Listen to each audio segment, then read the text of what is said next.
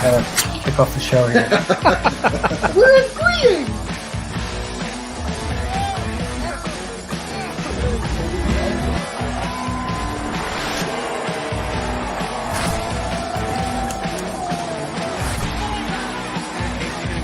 So cleaned up.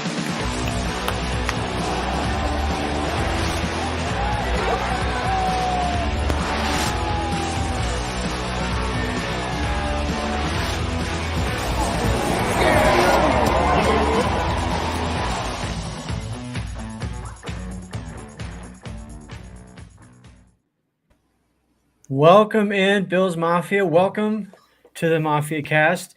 Appreciate you all joining us here. Of course, I am your host, Papa Ron, with my fellow hosts here, Casey and Mike. What's up, fellas?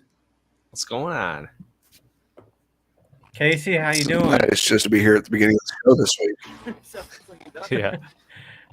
Casey's a little under the weather today, so if he falls asleep, it's fine. We'll just kick him out of the studio and move on. Yeah. So the voters or if the viewers want to vote, and we'll just boot his ass.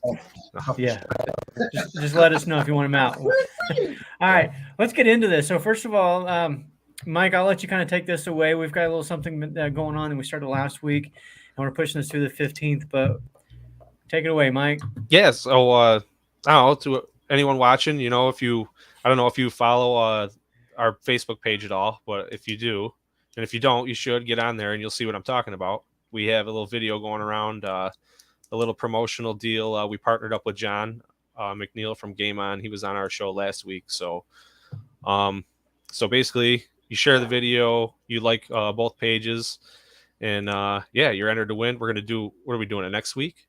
I think we're gonna do a little giveaway. So, and it's a signed we'll go through Terrell. The 15th. Yeah, signed Terrell Bernard photo from the signing a few weeks back. So very cool stuff. So yeah, like I said, like the page, share the video, and you're in. Like both pages, and all that's on our Facebook page, the Mafia Cast. That's pretty cool too. John had it on the show last week and was kind of showing it off a little bit. So yeah. I think what we should do, because the winner will be announced, I believe, on the 20th on our show on the 20th. So we'll run this through the 19th. Okay. If you like both pages and you follow both pages, you'll be entered into that drawing. And give us a comment so we know that you did that, and then we'll draw from the names. And the plan is to have John back here on the show on the 20th as well, and we'll let him make the announcement.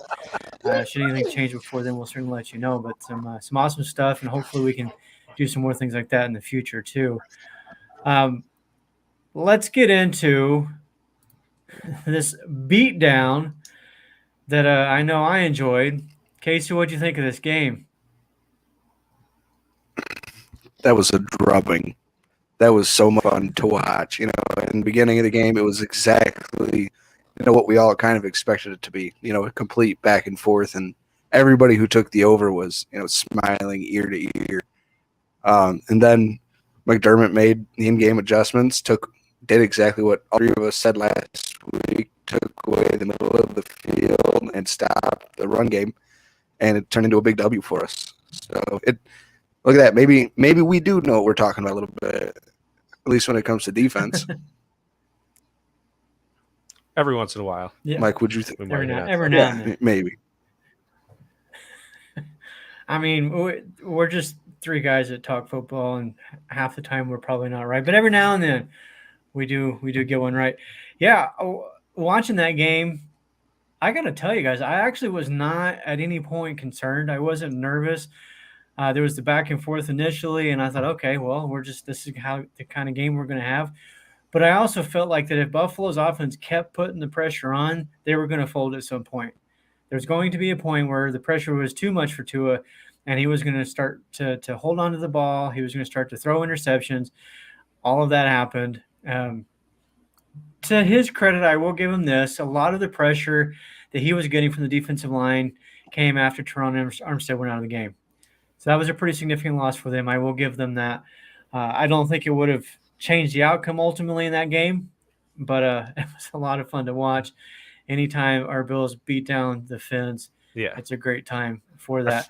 I feel like you could tell by like the first or second drive, it was like, if our defense just stayed consistent, we got this, because we were right there. we were on them. So I'm like, just keep on. And yeah, you're right. Look what happened. Yeah. I mean, it did Casey, seem what like from this their game? defense had. I was going to say it seemed like their defense just didn't have an answer, period, at all, at any point in the game. I mean, it was from the very first snap. I mean, it was Josh. It just seemed like Josh and our offensive coordinator just had his way with it, and it was awesome to see. Ken Dorsey. Not many people are talking crap about Ken Dorsey this year. No, No, that we is a haven't very seen much good of point. That is a very good point. And that actually, earlier in this week, I've been posting some questions throughout the week on social media, both Twitter and, of course, the Facebook page. One of the questions being, who's been the offensive MVP through the 4 weeks of the season? And I was actually surprised. A lot of people said Ken Dorsey. Even though I wasn't looking for a coach as an answer, I was pleasantly pleased. I don't know if that's the right way to say that or not, but I'm going to anyways. I enjoyed seeing because I've been defending Ken Dorsey since last year. Like, give this kid some time, or this guy some time. He's not really a kid, but give him some time. He was a rookie, last year, and like any rookie, you got to give him time to develop and grow in their role. And so far, he is certainly coming through on that. And I think we're going to see more. I do think there's more to this offense that we haven't seen yet, too. And I mean, it is only 4 weeks in the season. You don't want to show all your cards right now, but Mike, what do you think going forward? What from the offense that you saw, number one, that stood out, but also what would you like to see more of? I think more of the, working like Kincaid and stuff in there, and giving him more opportunities. Targeting him more, and not just him. Some different looks, some formations. I like when teams run a lot of motions and stuff, and you're really, getting the defender's head kind of, and misdirection plays, things like that. That's kind of what I'd like to see. But as far as right now, and in the near future, I think we're pretty all right doing what we're doing. We got the running game going, and you see how it opens things up for us. Yeah. This is a question for Casey. I'll throw it your way on this. As far as the Kincaid talk, I know there was a lot of conversation last week about a breakout. I'm not really sure where people were, getting that opinion from or that belief. But, when I said at that point, and we're kind of in agreement, there's just too many people in this offense to, too many mouths to feed, if you will. But it seemed like to me they were targeting him early, and then we didn't see him again the rest of the game. Do you think that's by design, or do you think maybe the defense is kind of changing up their coverages to slow him down? It seems like every week that's kind of the case. Like he's there early, and then we don't see him again. What's going on, do you think, there? I mean, maybe it is a little bit of like a mix of everything, like where he's a rookie. It was still just his fourth game. I mean, he came out hot, and he has to learn to adjust to the defensive adjustments that are coming at him. And maybe that's just the next step in him getting better and being a pro, is just learning how to evolve as the defense he sees evolves.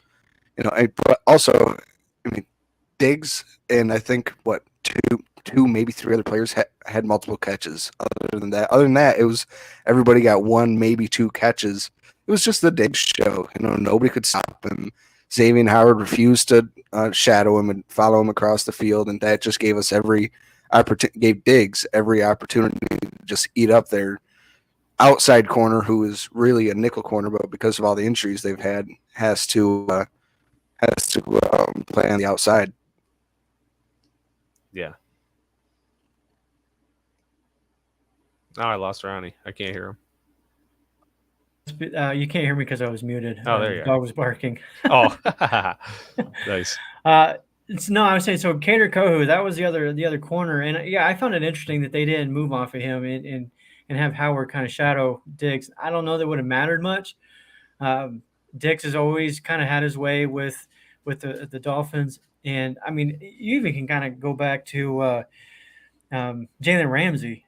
Diggs has had his way with Ramsey too, so I don't. It's just the Dolphins in general, and there was a lot of talk about the Fangio effect on this defense, and I saw something the last time Fangio faced Allen was when he was with the Broncos, and we still put up 50-something points or 40 plus on him. So Vic, he doesn't got no answers either. But yeah, to quote, I guess, Aaron Rodgers, except it's not the Bears. Josh Allen owns the Dolphins. It has been, yeah, his dominance over them for the last, well, since he came into the league, really has been pretty impressive. Yeah. There was, I think he got his 12th offensive player of the week, right? 5 of those are against Miami. Right. And That's pretty yeah, amazing. so I saw another one where Tua has as many passing touchdowns against the Bills as Allen has offensive player of the week against the Dolphins. So, yeah, can we just play the Dolphins 17 times a year? That would be great. It is pretty amazing. And when you think about it, after the fact, because I don't know, I don't feel like I was seeing all these stats, those kind of things before the game, like a lot of the trash talking going on. It's like, I wish I could have pulled some of that out and been like, well, really sit back and look at it. Your guys' odds are not the greatest. Yeah, I mean, if this team can play the way that they did and on a consistent basis, I don't see anybody beating this team. I really don't. And I've heard this from, other people that the only team that can beat the Bills is the Bills. And it's kind of what we've seen. If Josh Allen has a bad game and throws, has 4 turnovers, right, that's the only way you can beat this team. Or if we're getting penalties or, that sort of stuff. You can't beat this team without their help. That's just how many games have we lost because of, it happens all the time, and not just us, it's all over the league, but you hate to see the Bills beat themselves, like, and then, you're like, man, if we had that one call or this or that, the game would have been ours. But yeah. Well, when you think about it too, from that perspective, it's always like play here or play there. And when the Bills don't play well, like even against the Jets, 4 turnovers and they barely beat us. It took overtime.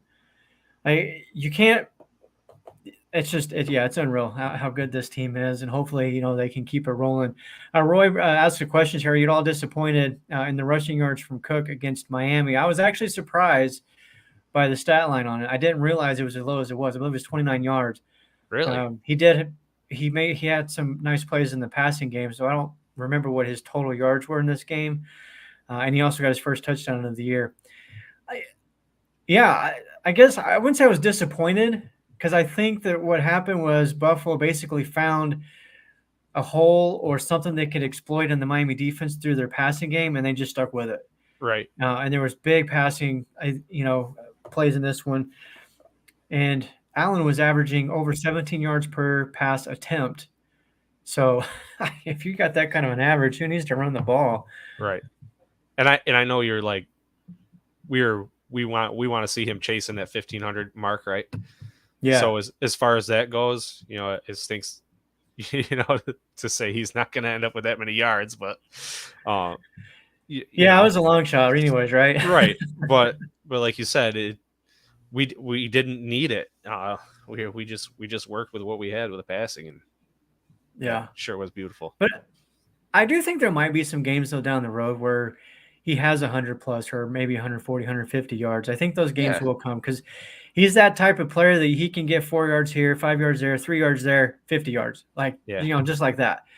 And you can't just run the wheels off him every game. Yeah.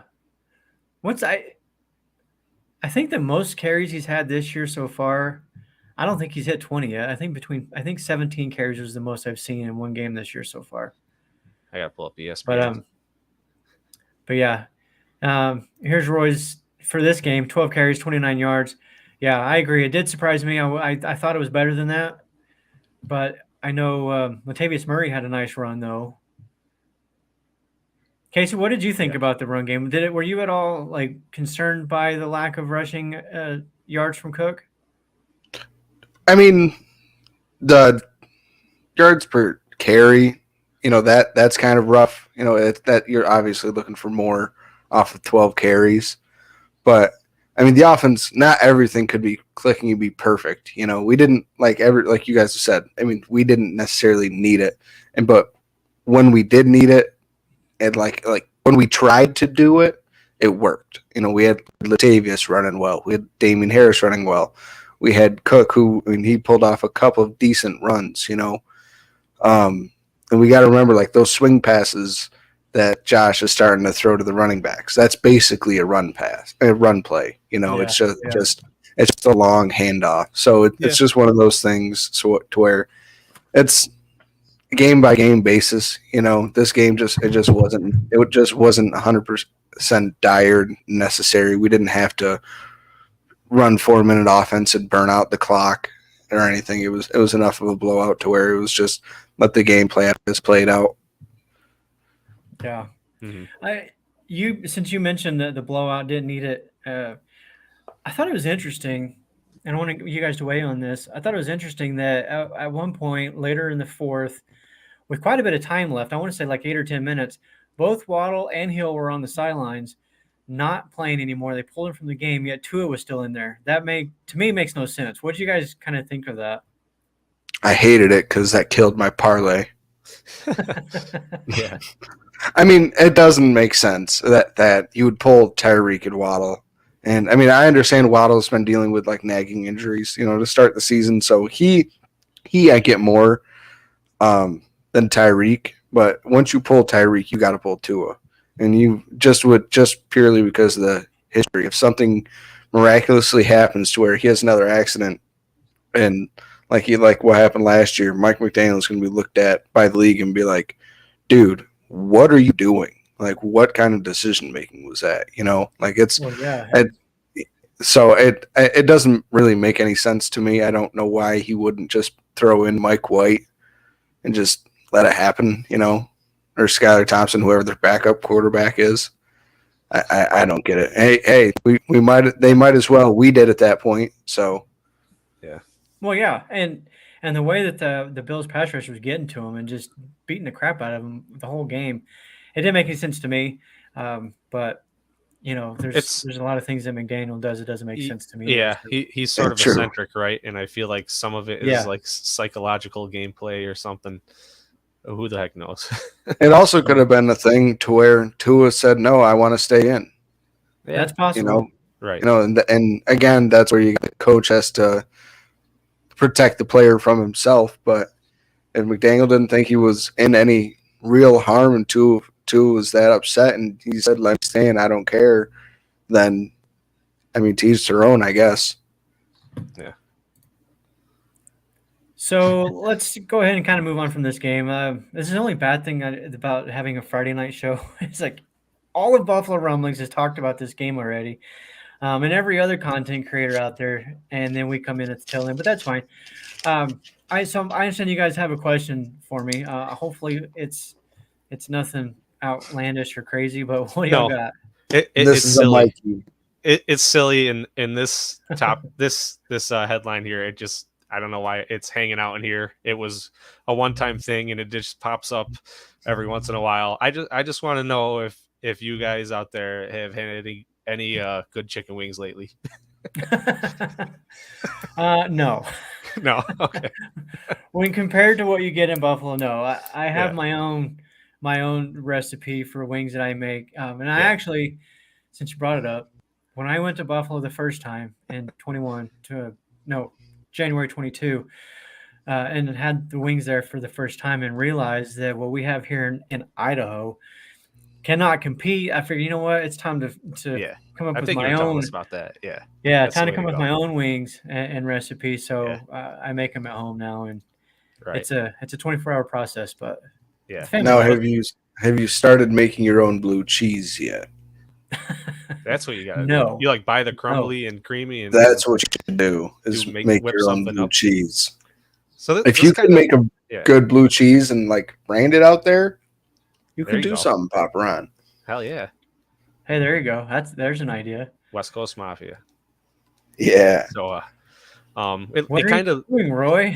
Wow, Roy, are you crazy? I think my body was shut down or something. Dude, if I go like 30 days, yeah, I start twitching. Yeah. All right, let's move on. Yeah, I was gonna say this kind of leads me to another question, and if anyone wants to comment how the wings are in London, that's all. Oh, that's a good question. That's So Sarah Larson, one of the Buffalo Rumblings podcasters here, she is our salary cap guru for the Rumblings. She put out a tweet that she had some, and she said where they were, but she was like, "No, nah, Okay. Good enough for me. no bueno." So I guess they're a little lacking in that department as well over there. I'd say it's a credible review. So I'd be kind of scared to order chicken wings in London, like just because like I'd be like, well, I got to eat it, but I really wouldn't want to because you just know like how bad they are going to be, like with their hot sauce, just like vinegar and like peppers thrown together. That's it. All right, Richard. So Richard comments, I've made my own blue cheese. So you send me the recipe for that, and I'll send you my recipe for the wings, and we'll see what we come up with. See if we can make a league collaboration chicken wings. There we go. There we go. I will say the best blue cheese is homemade blue cheese. Anything you can buy in the store, that Ken's and that kind of crap, nothing compares to a homemade blue cheese. And you can tell when a restaurant around here makes their own and buys it. Everybody kind of side-eyes the restaurants that buys it. Well, I imagine you can probably tell. I know I've tried it here locally, and it's disgusting. So I hate to say this, but at home, I am a ranch guy because the blue cheese out here is terrible. When I'm in Buffalo, that's where it's at, though, and I will do the blue cheese. I will do the blue cheese there, and I do. Plain's always good, too, though, right? Except for... No blue cheese is always good, too. Yeah, well, it depends. Again, I'm in Idaho. No place out here makes wings the way Buffalo does. So I do what I can. All right. Oh, yeah, we got to remember Buffalo Wild Wings. This is about the best pop rod you can get. Christ. All right, we'll move on after that one. Yeah, let's move on. You just said a bad word there. Okay. Hey, it's not my fault. It's your taste buds. Jesus. That's all I got. Buffalo. I mean, there's some other. Okay, we're moving on. Moving on from that. Well, okay. So enough about me and where I'm at. Let's talk about our boy Casey here. Yeah, our resident spread expert. That's right. So anyone watching, if you're basing any bets, base them on Casey. Yeah. Yeah. And if you don't win, it's Casey's fault. Yeah. Yep. Hey, you guys sound like my wife. Nice. Who actually, I shouldn't even be talking about anything when it comes to this. We should be having her on the show because I signed her up for FanDuel last week. And let me tell you, she hit on her first 3 bets, and I hadn't hit on one yet this year. Yeah. And one of them was a Scary Terry anytime touchdown. And the way he got that touchdown was the running back fumbled the ball into the end zone, and he fell on it. Yeah, that's crazy. I was like, are you kidding me? That's how you know like this That's stuff luck. is beginner's luck. Because I was like, oh my God. Yeah. But yeah, I mean, this is cool. I mean, it's cool to see my name up there, with, so I'll throw up the graphic so everyone can see. It's just a little, yeah. It's something that Jay Spence, the King, got most of, if not everybody in Buffalo Links involved with this year, to where we all, when you see the spread, like if you make any bets on DraftKings, FanDuel, whatever, and you can pick the spread, money line, and over under. We have the ability to pick give all 3 options and pick every single game. So in the beginning of the year, apparently I wasn't doing it right and picking it. Didn't know I could pick every game, but since then I've done, I guess, pretty well against the spread. I got a 67% correct percentage. I mean, the guy, producer Josh #1, works for, he's a podcast for a sports gambling podcast for Wynn Casinos out in Vegas. So I'm beating Vegas, baby. That's pretty cool. That's pretty cool. It's something fun we all do, I guess. Whoever's in the lead at the end of the year gets one of those championship belts that all those companies were starting to come out with in the preseason and everything. Yeah. So I'm vying for that. I think right now Ronnie's in first place overall in this tally sheet, but that's because he's only picked about 4. Yeah, but you've only picked about 14 games. That's why. I've picked every week. I don't know. When I looked at it, you had like 10 total wins, but had like a 90% winning percentage. And I'm like, well, I wonder what's going on. I'm to the point Everybody where, else, yeah, making like 30 picks a week now. And yeah. last week I had a decent week where I was about roughly 60%. So that But felt good. But it changes week to I just week. got Yeah, lucky. this was cool to see. Tally site tweeted it out and tagged everybody that are in their top tens, and they did it for the money line leaders, the spread leaders, and the over under leaders. And so I'm just happy to. I was the only one from Buffalo Rumblings to make it on any of the lists, so it was cool to see.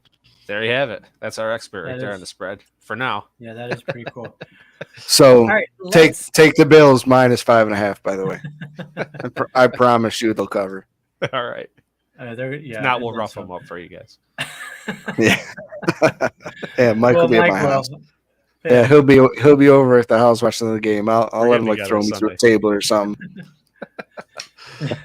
So we're gonna get into the London game against the Jacksonville Jaguars. Before we do that, let's take a look really quick at the standings for the AFC East after the big win against the Dolphins. Well, look at that. The Bills are number one. Who would have thought it? 3 straight wins. Good old Jets.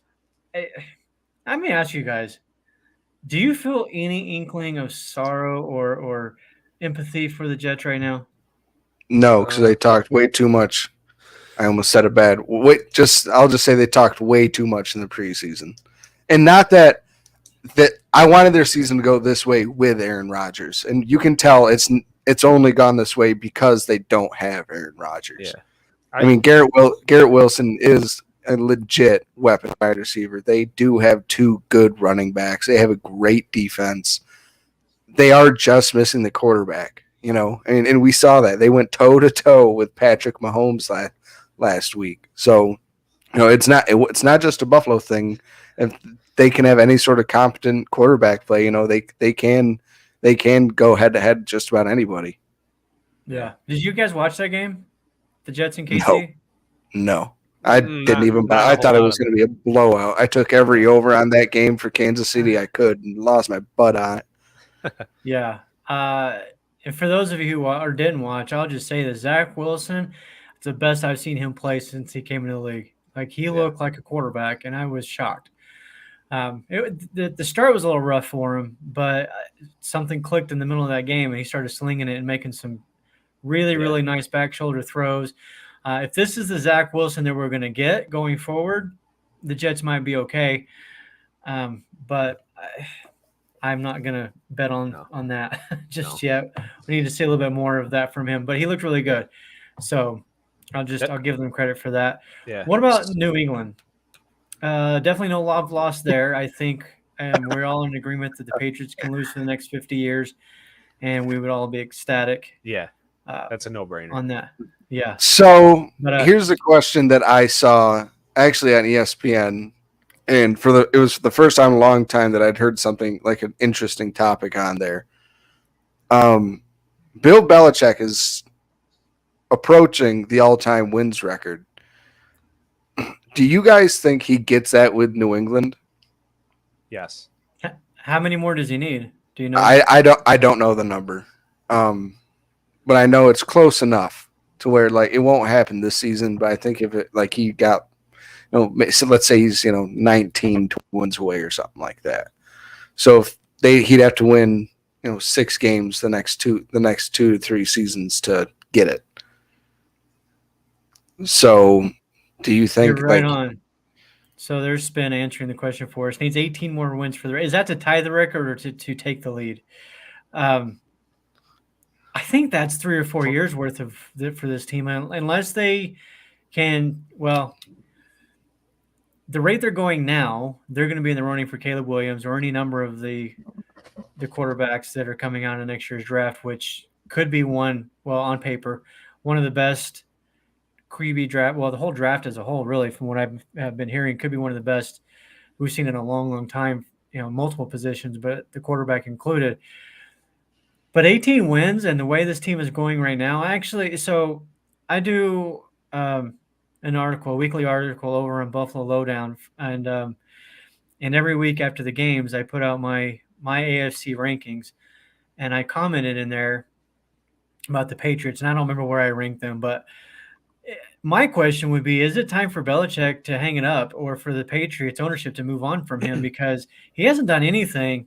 Yeah, he squeaked into the playoffs once or twice since Brady left, and to me, with each passing week, it just solidifies the fact that, as far as I'm concerned, Brady made him. Brady made McDaniels. Brady made that dynasty, and it's time for Belichick to move on. Yeah. Now, I don't think that. So that's really what I was getting at with my question. Do you think that Belichick gets it there, or do you think he doesn't get it, or does he get it somewhere else? Because I don't think Robert Kraft would ever fire Bill. No. I think think Bill's so? been there. I don't. I think it would be more of. I think the only way Bill gets it within 3 years is if he leaves New England, and I think I could see him doing that. I think if they decide, if they can't get one of these top 2 quarterbacks next year, I could see him being like, you know what? Nah, I'm done. And either moving on to a place that either A, does have that high draft pick or already has the quarterback, and then he can come in and fix the defense, which that's what he's known for. I think that would be his best shot. But I think staying in New England is going to be like probably his hardest way to get to achieve that goal. Yeah, I don't think like the talent is there in New England, but I don't necessarily think that he'd have to get it somewhere else. I could see him staying in New England, maybe getting a new quarterback, but if you don't, still maybe get 6 wins in each of the next 3 seasons, and that could be it. Well, they're only on pace for like 4 wins this year, so at that that's rate, what I was going to say. Yeah, It's just 2 more games. I'm kind of hopeful for him. I'm not supporting them. I I'm hope they not lose hopeful. every game, but honestly, I can see it. Well, okay. The record is held by Don Shula, who is a Miami coach. So either way, the leader resides in this division against one of Buffalo's rivals. So I would prefer Shula kept the record personally. To me, Shula is a far more respected coach. He valued his integrity. I'm not saying that Belichick doesn't, but it's been proven multiple times that he's kind of skirted the rules. We'll put it that way. But Spin brings up a good point here that I want to get back to, though. Belichick needs to be fired as a GM and stay on as a head coach. GM would to give Belichick a better roster to work with. You don't know that's true though, because that involves free agency, and there's no free agents that want to go play there. People wanted to go play with Brady. Nobody wants to go play with Mac Jones. We know as Bills fans how that goes. People are starting to choose the Bills now to come play for us to try to win that ring like Leonard Floyd. You don't see vets going to New England anymore. I mean, Juju did, but that's because they needed another wide receiver 3, and he was the perfect fit for that. But other than that, the only way you can turn around a roster is just a draft. It's just in the draft. And Bill Belichick, I don't think is going to want to hang around for 5 more years to try to keep going with new rookies. Yeah, to me, the draft is why this team is not competing. They do not draft well. They never have. Like, drafting has never been his forte. And to Spence' point, I think if they did let him go and brought in an actual GM to do that for him, I think it could make a difference, at least in the terms of draft. You're right as far as people don't want to go there. But if you can go back over the last 20 years, they've never had, well, I don't say never, but for the most part have not had big name, particularly receivers. They had Randy Moss for a season or 2, but that's it. They never drafted a big receiver that developed into a star. And maybe that's because of their offensive scheme or style. I mean, I don't know. I don't know why that is, but it's kind of always been that way with New England. And I think if they had a GM, it could help. I don't know. So to Spin's point, no, I'm not saying like firing Belichick is going to change that. I'm saying like if Bill wants to get the record sooner than later, he needs to leave New England to do it. Yeah. No matter who's at New England, people aren't going to want to people don't want to go there right now until they start winning 10 games a season again. And when's the next time they're going to do that with Miami and Buffalo as young and as good as they are? Yeah. I want to address this really quick with Spin. It was a Papa Run speaking that blasphemy about Miami last week, that they would win or being scared of them. I have horrible memory, so I can't remember. No, that was not me. In fact, I had the biggest spread on my picks. I You picked did. Buffalo 41-28. No, So there it is. we all picked we all did. picked Buffalo to win. We all Yeah, picked Mike and I Buffalo. had close spread, but I I do think know we all. this, and I doubt that Ryan Talbot listens to our show from Shout, but I know he picked Miami to win. And I believe in Buffalo Rumbling Zone, AJ picked the Dolphins to win as Yes. well. I believe I saw that. Yeah. Both have since taken to Twitter and apologized for their massive Blasphemy. mistake. And Hey, I've done it yeah, before too. and yes, you have. I did it last year, so But Mike was right. I was right. Was he? Yeah. No, Mike not picked that the game. Viking. Mike picked the Oh, it Vikings. was the Vikings game. Okay. Yeah, we don't count that. Moving on. No. Only if it happens twice. Yes, Spin, you were roasting me about something, but I also don't remember what it was, but it wasn't about the Dolphins game. Well, let's move forward because I know we can spend quite a bit of time on what we have left here. Let's get to the game first. Bills versus Jags in London. Some of the Rumblings folks are there. Joe Miller's there. Sarah Larson is there.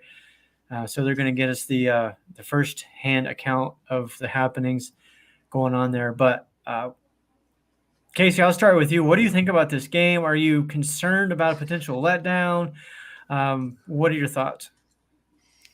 I mean, it seems like the Jags are bound to have one of these like for their offense to finally really click again, like kind of how it was in the first week of the season.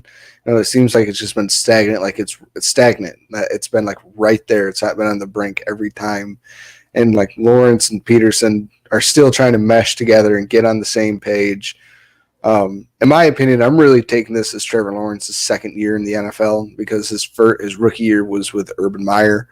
I mean, you can throw that out the window. I mean that was truly a throwaway blank year for Trevor Lawrence. I mean he had nothing Agreed. and nobody on his side. So this is to me personally his second year, and he is getting better. I mean, is he the god of quarterbacks that people were expecting him to be coming in the NFL? No. But I mean, he's good. He can move. He's athletic. I mean, they've got weapons on the offense. I mean, somehow Zay Jones learned to play football again. He just had that 3-year span with the Bills where he just forgot, apparently. But Calvin Ridley, Christian Kirk, Evan Ingram, Travis Etienne. I mean, that's a good offense. That's a very good offense. And then they've got a number 1 overall pick on the defense and Trayvon Walker, and their own version of Josh Allen, who we saw what he did last time he played against ours. He won AFC Defensive Player of the Week.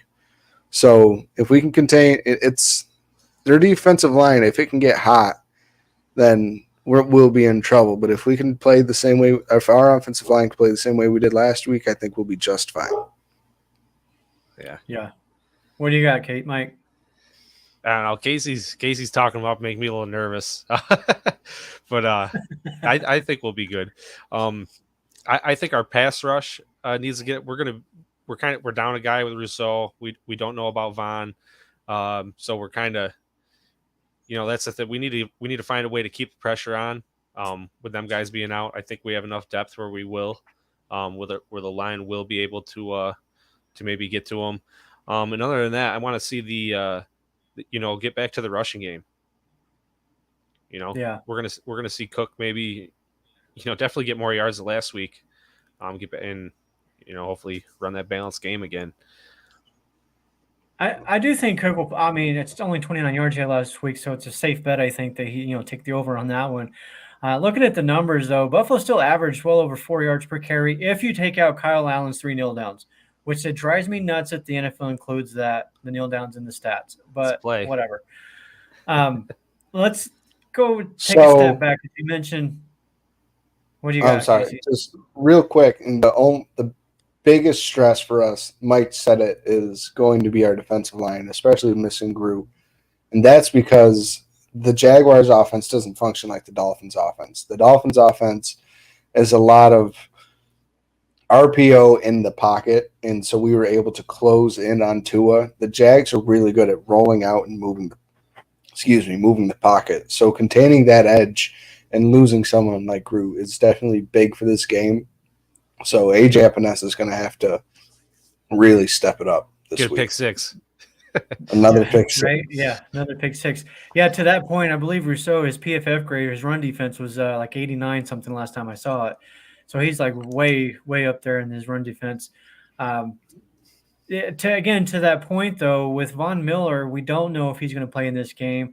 The guys over at One Bills Live on their show, they brought this up a couple of days ago, whether or not he should play or should not, or if he should just play, a handful of snaps. My personal take is this: he should play.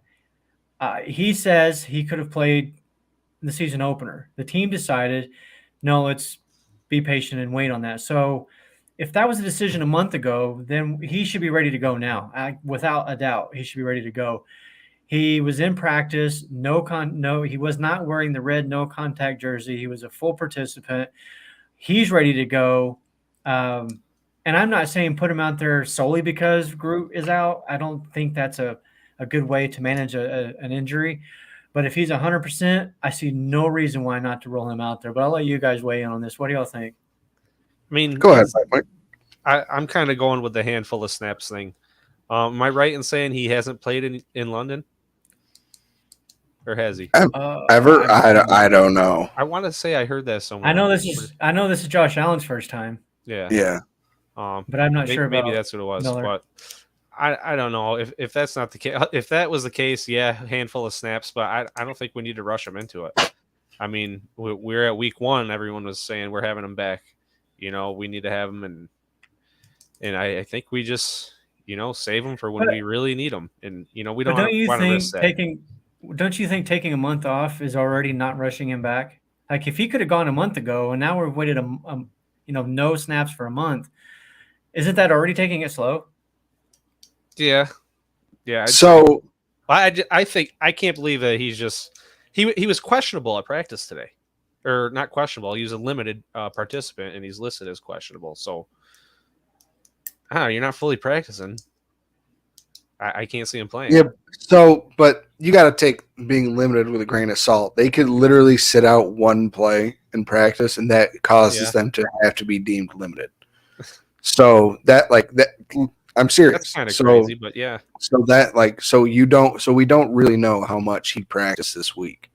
Yeah. So there's a deception factor too, right? But this is also but this is also like what we were talking about with McDaniel keeping Tua in while taking out Waddle and Hill. This could have definitely been something to where we were protecting the player from himself. We all know Von. He's a big talker. We were going to get OBJ. We were going to get D-Hop. We were going to do this. We were going to do that. And he was the one. He was the only one saying, I should be ready week 1. And that got all of us hopeful. And I was the only one on the show that said, yeah, I believe he's ready week 1 just because I believe the player. But that's where I think the team and Brandon Bean was right to just say, you know what?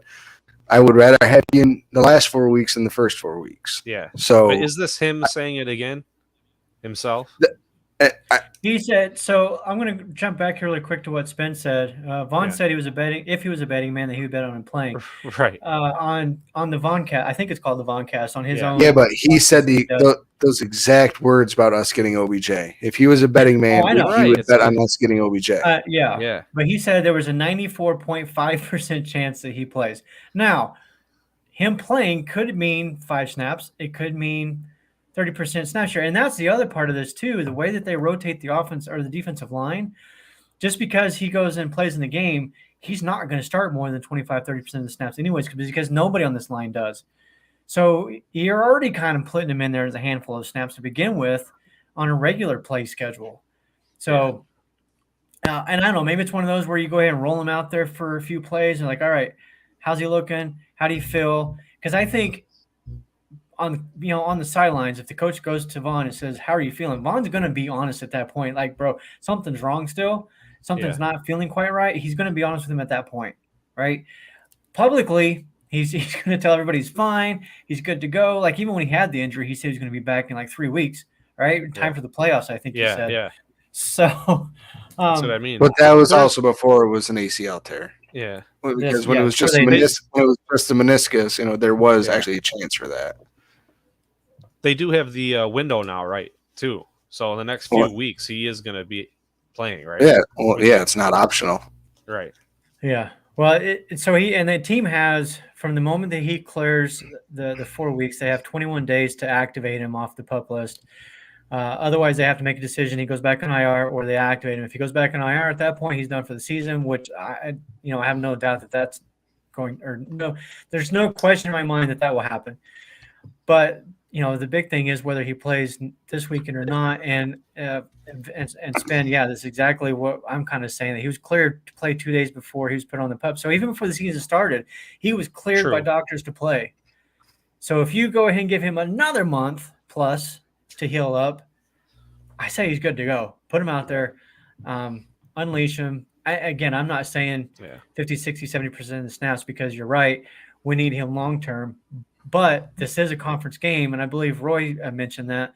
Yeah, it's Roy Collins. This is a conference game. And Casey, to your point, Jacksonville is loaded. They're a good football team. They haven't brought it up, put it all together. And this is how they started last year, too.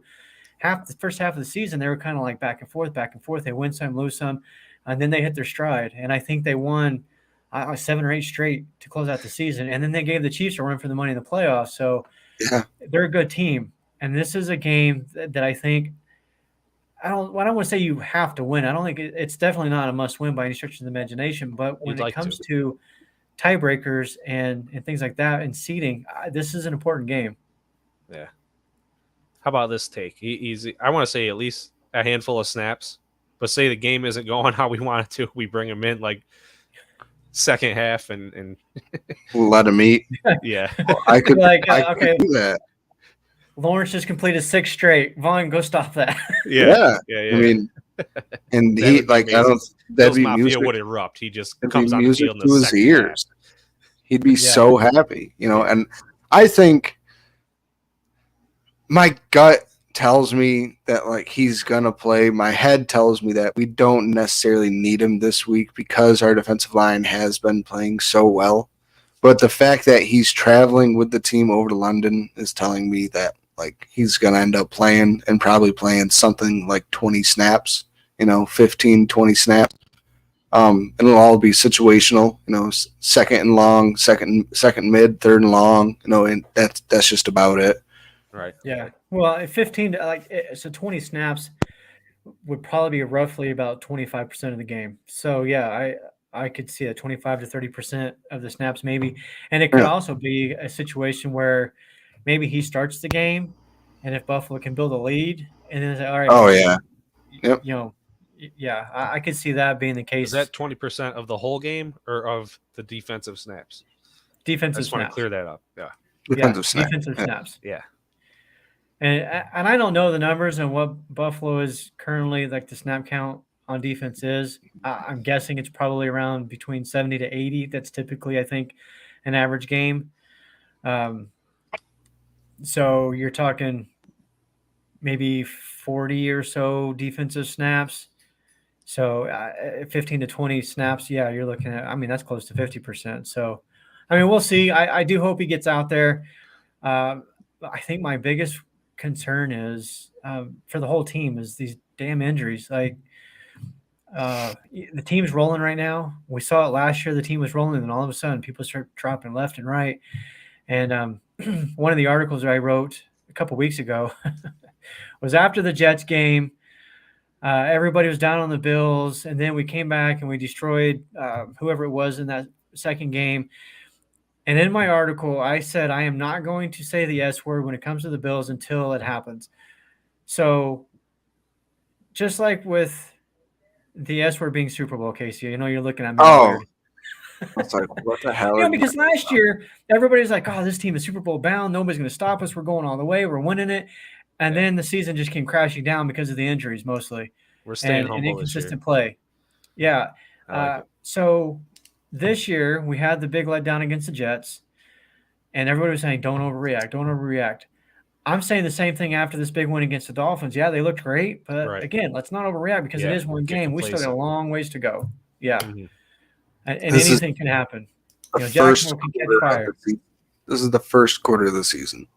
You know, Yeah, like we've seen the Bills start 5-0 and go 6-10. Who the hell says we're not going to do it again? You know, like yeah, yeah, it's just one Things of those happen. things. You know, It's a long season. we're Bills fans. We're used to the letdown, you know. So I understand. Like it's fun. It's exciting that like we're this good, but it's like don't get ahead of yourself. You know, Mhm. we haven't won anything. We haven't done anything.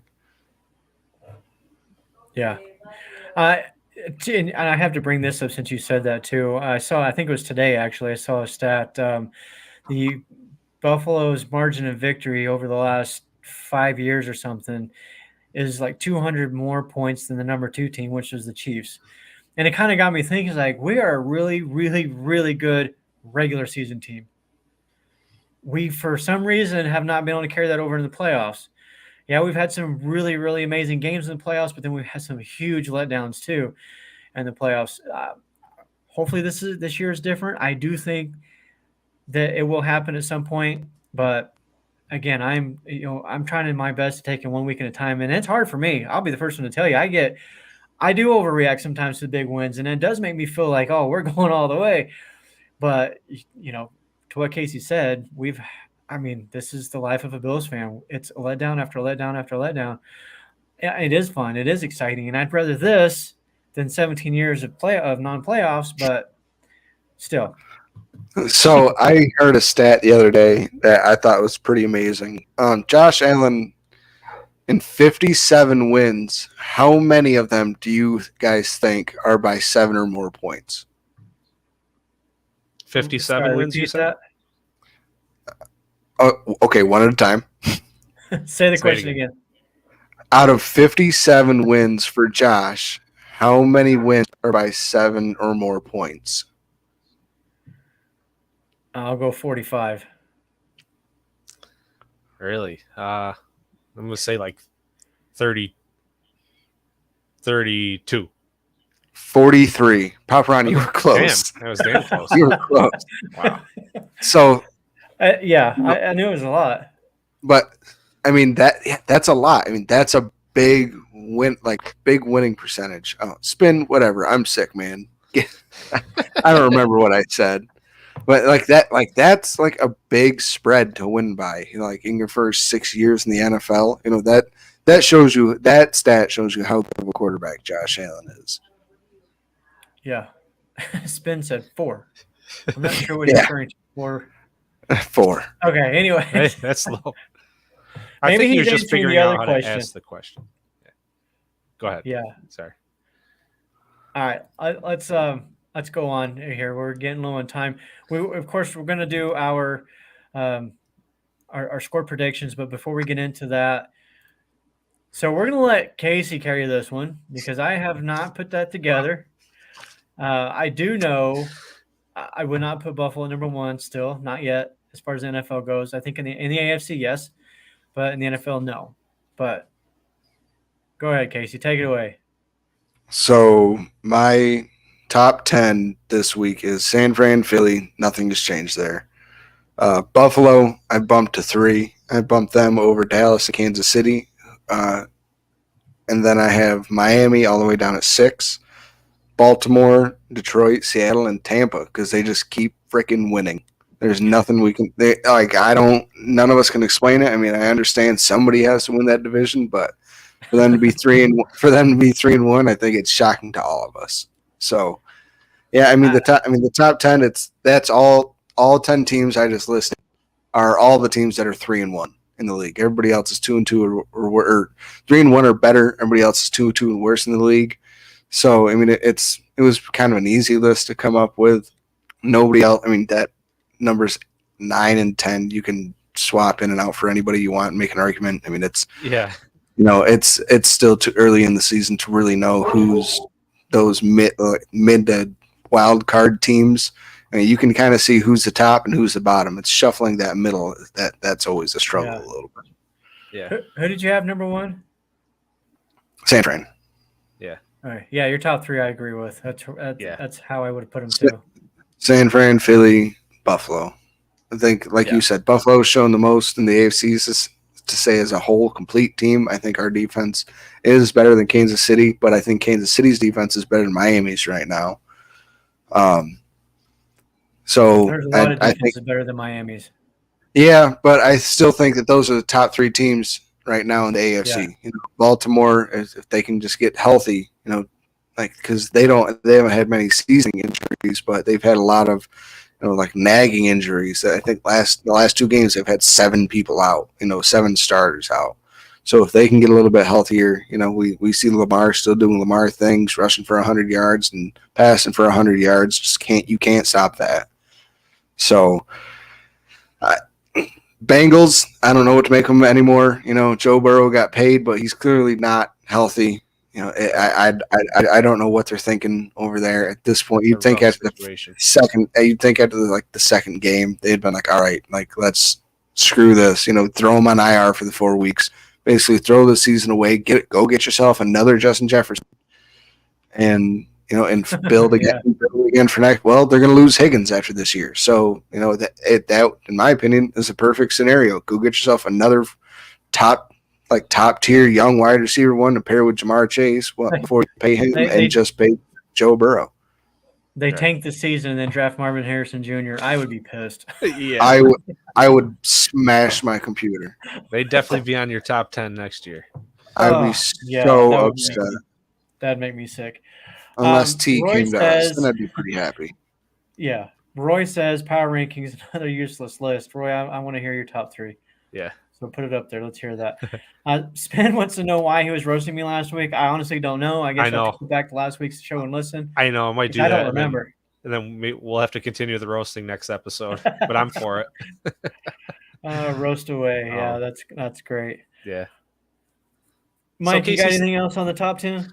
I'm saying I don't know. I want to say it's a similar list, but I'm going to say it's similar from like 5 on down because, like Casey was saying, once you get down there, they're kind of interchangeable.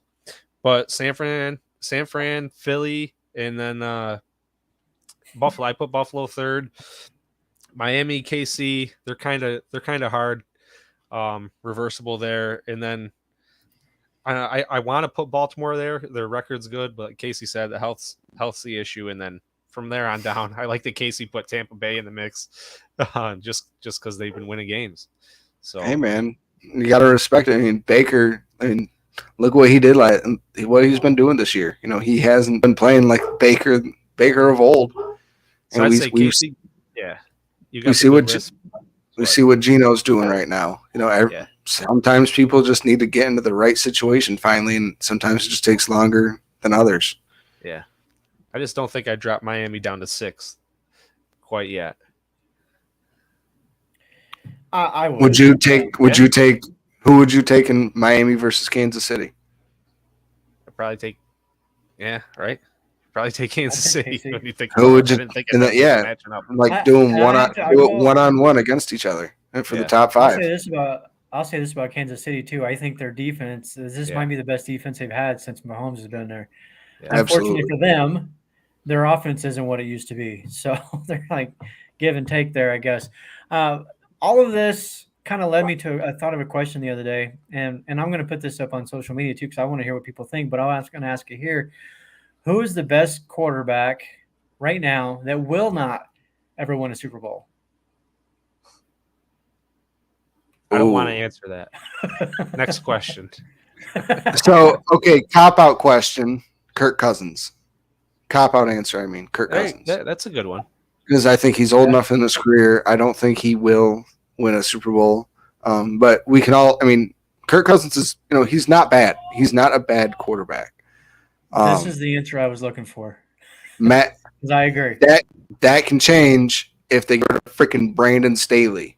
How's this for a cop-out? But can it? Because the Chargers have had other coaches in the past, and they always Charger. I'm not going to say not in Herbert's years. He had 1 year with Anthony Staley the whole time.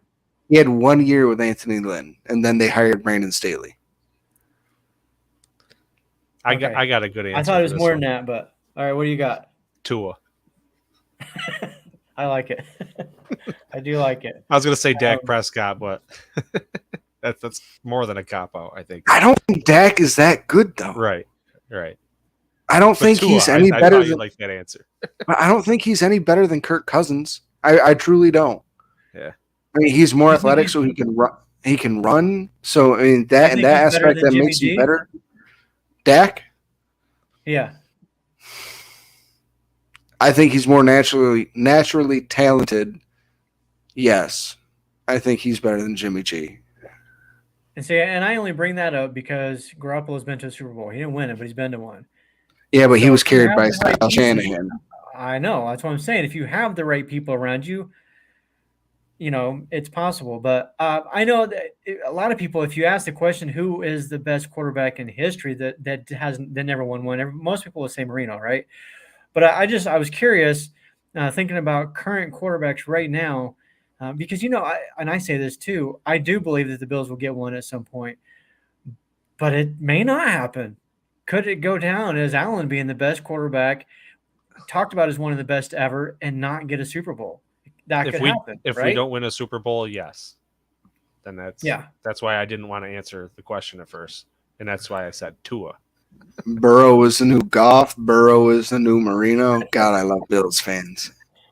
I I wouldn't. love you No, do not disgrace poor Marino like that. I grew up hating the Dolphins more than any team, even before the Respectable Patriots. though. But Marino, you couldn't help but respect the guy as a quarterback, as a football player. And I honestly would have liked to have seen Marino get one. I do. I think Marino is one of the good guys in the game. So to compare Burrow to him, please don't do that. Burrow, I like what Spin said though. There you go. Burrow's I've only been got saying 2 that touchdowns on the year. I've been saying that for a minute, Rough for quite situation some we're in. time. Uh, in fact, it was really annoying to see all these QB rankings all summer long with Burrow ahead of Allen. Like, come on, give me a break. How about Jalen Hurts in front of him? I'm just giving you crap, Matt. I know. So, did you say Jalen Hurts? He was rated in front of Josh a lot this summer. Yeah, he was. He was. Josh was 3-4 behind all three, the Mahomes and the other two. Yeah. I mean, I would take Hurts definitely over Burrow. I haven't watched enough of Hurts this year to see his passing. I felt like last year the passing wasn't quite where I think it should be quite yet to consider him, an upper echelon or elite quarterback. Yes, he can run. From the stats and the numbers that I've seen, he's looked really good. But like I said, I haven't actually seen or watched his games to know how good the passing is. He's got arguably one of the best tandems in the game too. Or is it all Nick Sirianni? All scheme. I mean, that's been his only coach, right? No, he had Peterson for his rookie year, I think, wasn't it? Yes, he did. And then Well, Sirianni. Peterson was fired in the middle of the season, though, and the end of the season. I don't think they even gave him a whole season. I think that was when they started Hurts the last game and a half of the year is when they fired Peterson. Yeah. All right, let's move on from that. We're actually over. So let's go ahead and really quick one more time. Mike, let's just give this a quick shout out again. Sorry. I'm hitting buttons. Yes. So yeah, everyone watching, listening, find our page on Facebook, the Mafia Cast. If you don't like it already, go ahead, do that. Look out for the Terrell Bernard giveaway video. We're giving away a signed photo. We partnered up with John McNeil over at Game On Sports, video games and memorabilia. So he's hooking us up with a signed photo, Terrell Bernard, from a few weeks back. And what you got to do is get on Facebook, like both of our pages, share the video. And that's it. You're in. So and follow both. Yes, you have to follow both pages. Yes, like and follow, and share and the post. give us a quick comment on there too, so we don't miss you. I know, it makes it a little easier. Let's get into our score predictions really quick. Who started last week? I did. Mike, go. All right, Mike, you're up. I guess I'm up. I'm saying 24-13 Bills. Jet lag. It doesn't bother us in Jacksonville. They just been there too long. They're sick of it. They want to go home. So we pull it out in London. Paparan, go ahead. Okay, so I'm going to go out on a limb. The Bills have won 3 straight games by 28 or more points. Only one other team that's ever done that in the Super Bowl era. I think they break that record and they win this one. I'm going to say 45-17. All right. Ronnie looking for the blowout again. I'm doing 31-41. 31-21 Buffalo. 31-21. 31-21. Righty. No, Roy, you All can right. have Zach Moss signed mini helmet instead. That's sitting right over here, the black one. I don't know if I'm giving that away. All right, let's go ahead and get on out of here. If you're watching and listening, please like and subscribe, share, all of those fun things. We appreciate everybody who listens. Everybody who listens on the podcast side. We will be back next Friday, 7 o'clock Eastern time. Till then, let's have a great game, blowout again. And those of you enjoying the game in London, and go Bills. Go Bills. Go Bills.